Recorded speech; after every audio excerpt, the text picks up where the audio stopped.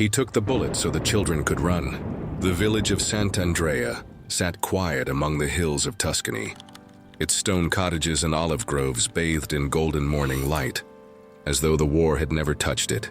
But in 1944, nothing in Italy was truly untouched.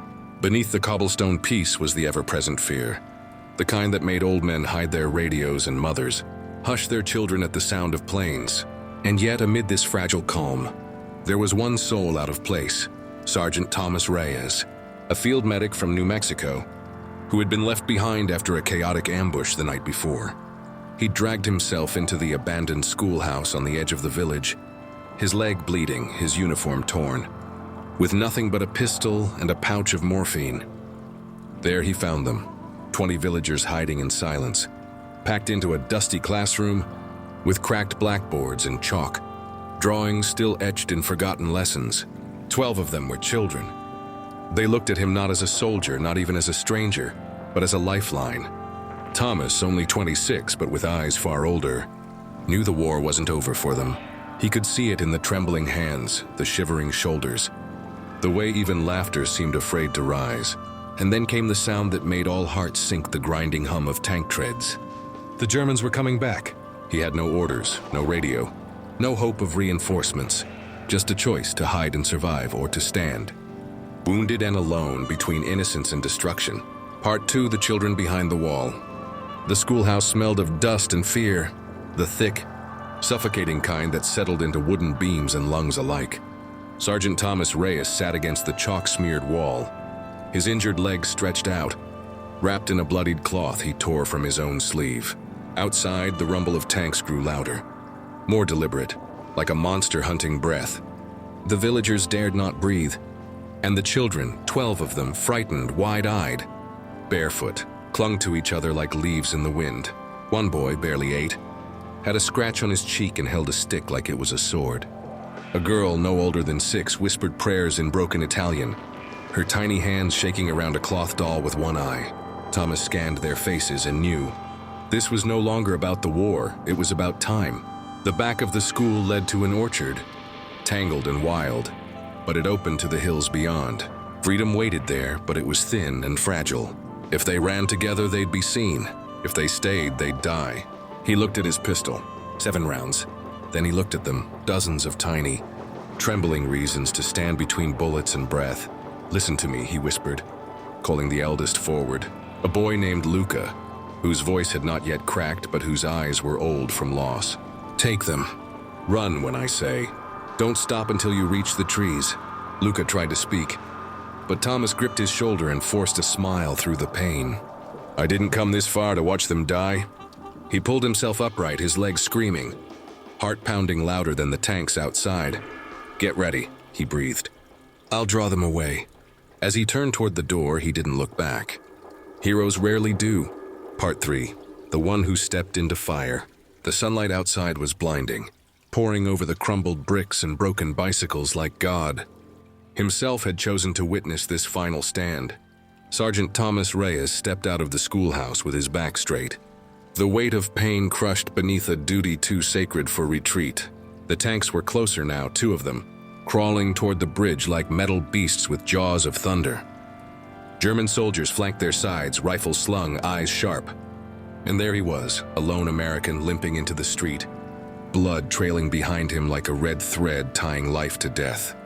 He raised his pistol into the air and fired once, not to kill but to be seen. The gunshot echoed down the narrow lanes of Sant'Andrea, and the world seemed to pause. The command was shouted, boots slammed into cobblestones, rifles turned, and in that breathless moment, while death looked his way, Thomas Reyes ran, not away, but across the road toward the riverbank, drawing the fire with every dragging step. Bullets sang past his head, shattering windows and biting into the stone beside him. One tore through his coat, another grazed his shoulder, but he did not fall. Behind him, hidden by cracked walls and whispering courage, 12 children ran, one by one, bare feet striking the earth, guided by Luca's hand and the blind faith that someone was dying so they could live. The orchard welcomed them like arms from heaven, swallowing their shadows beneath the trees. And Thomas, wounded, outnumbered, alone, turned once more to face the men who had no names, no reason, only orders. He aimed, he fired, and when the last bullet was gone, he stood tall and shouted the only thing left in his soul. "Come and get me." Part 4, the silence after the last shot. The final echo of his last bullet hung in the air like a bell that refused to die. Then came the silence, thick, almost holy.